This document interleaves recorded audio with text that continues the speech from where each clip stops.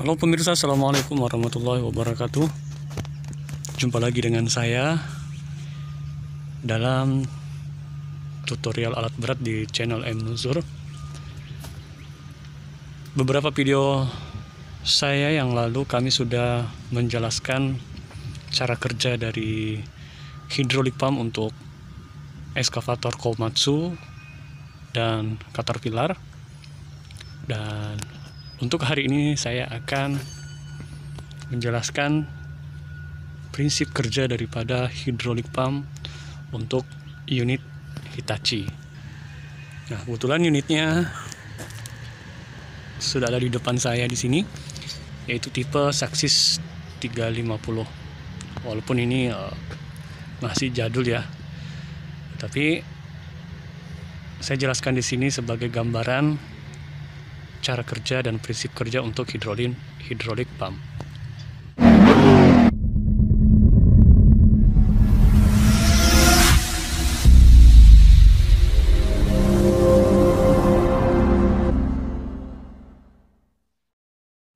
Oke, untuk unit eskavator Saxis Hitachi, khususnya untuk kelas 350, maka dia dilengkapi dengan dua main pump ya, dan tipenya adalah tipe piston.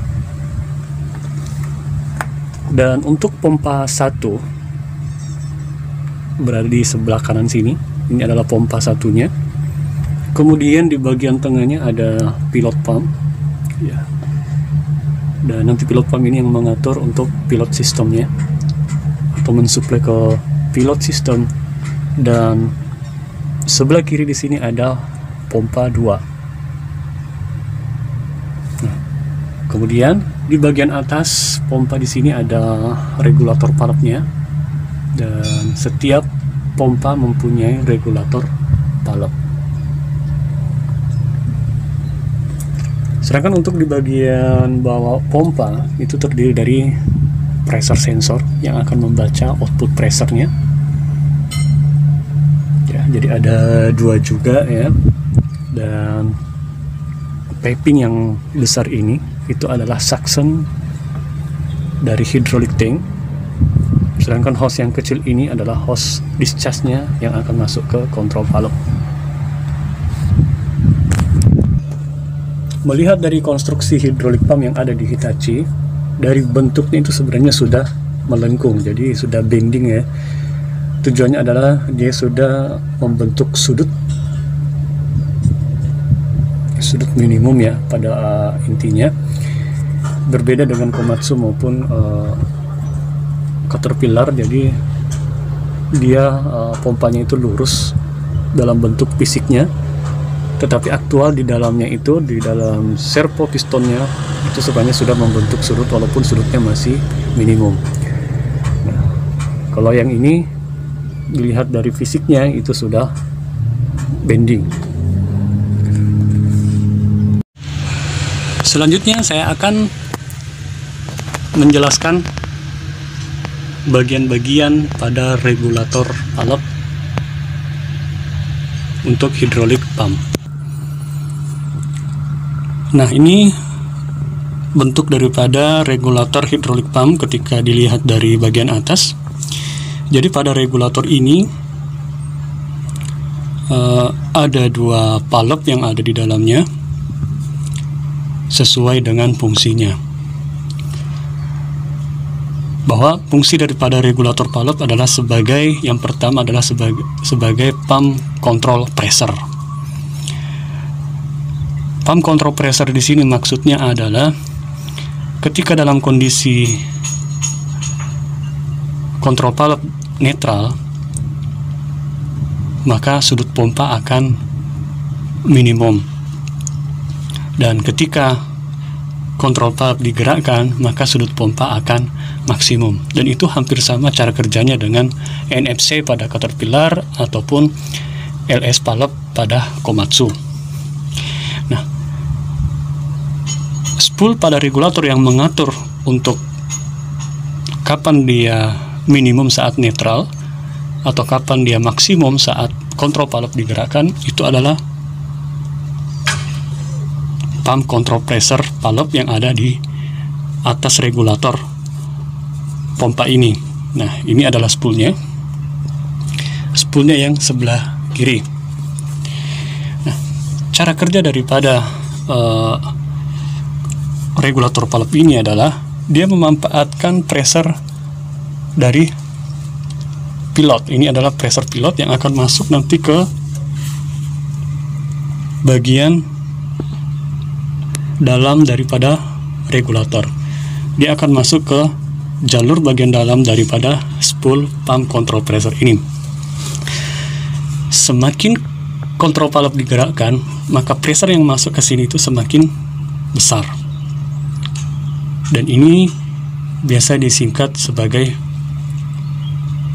pressure PI. Nah, kemudian ketika kontrol valve dalam kondisi netral, maka pressure di sini juga akan semakin kecil. Gitu. Nah, kemudian kita lihat di sini ada, di bagian tengah sini ada pilot pump. Di bagian tengah pompa, output pressure-nya akan dicabangkan ke pompa 1 dan pompa 2, dan dia standby ke sini. Tujuannya adalah dia nanti akan standby untuk mengatur sudut pompa atau switch plate yang ada di dalam servo piston. Nah, kemudian bagaimana cara kerja daripada spool valve yang ada di sebelah kanan di sini?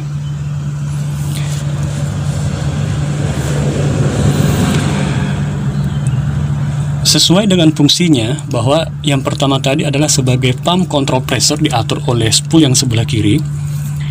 Sekarang spool yang kedua di sini adalah dia yang mengatur flow rate daripada pompa saat dioperasikan. Jadi di sini terdiri dari beberapa pressure, ya. Di sini ada banyak piping sensingan, ya. Sensingan yang pertama di sini ada sensingan dari pompa 1 dan sensingan dari pompa 2. Ya. Nah, begitu pula juga dengan yang sebelah kiri. Dia dihubungkan paralel ke pompa sebelah kanan atau pompa 1. Jadi ada dua pressure yang ada di sini, di bagian tengah di sini. Ya. Maaf, ada 3 pressure, ya. Yang pertama adalah pressure dari pompa 1, kemudian pressure dari pompa 2 atau biasa disingkat sebagai PD2 dan PD1. Kemudian pressure yang ketiga di sini adalah pressure dari PPS. Dan nanti ini akan aktif, ada pressure di sini ketika engine sudah terbebani. Ketika kontrol valve masih digerakkan, artinya silinder bergerak, maka pressure pada pompa ini itu masih rendah karena dia akan mengisi ke silinder. Tetapi ketika lama-kelamaan silinder semakin berat atau pressure yang ada dalam silinder semakin tinggi, maka pressure yang dikirim dari pompa 1 maupun pompa 2 di sini itu semakin tinggi pula. Sehingga dia akan mampu melawan kekuatan spring yang ada di bagian belakang sana, yang tadinya dia dimaksimumkan oleh pump control pressure, sedangkan kemudian berubah menjadi minimum dan diminimumkan oleh spool yang ada di sebelah kanan sini. Dimana karena dia mendapatkan pressure dari pompa 1 dan pompa 2.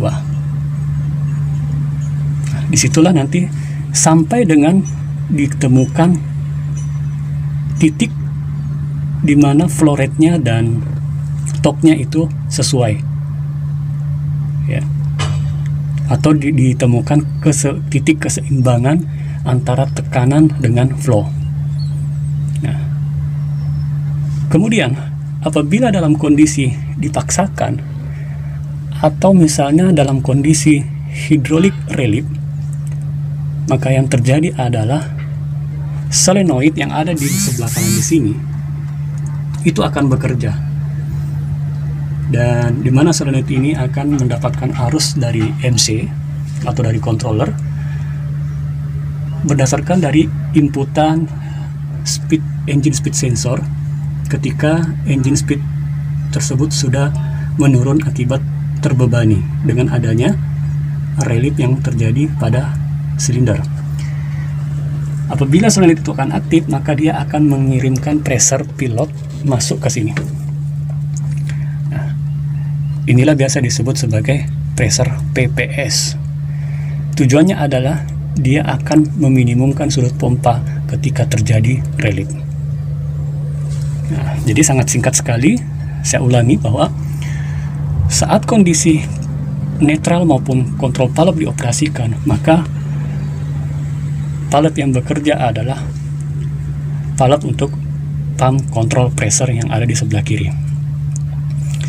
Dan berdasarkan sensingan dari kontrol valve, apakah itu digerakkan atau tidak. Dan dia akan masuk ke bagian belakang daripada regulator untuk pump control pressure, dan biasa disebut sebagai pressure SI. Nah, kemudian ketika sudah beroperasi terus-menerus, maka untuk menstabilkan antara tekanan dengan flow supaya dia selalu dalam keadaan konstan, maka diatur oleh pressure PD1 atau pompa 1 atau PD2. Output ini dari PD2 ini dari output dari pump 2 ya, sampai dengan menemukan pressure yang konstan agar selalu konstan antara engine dengan hidrolik.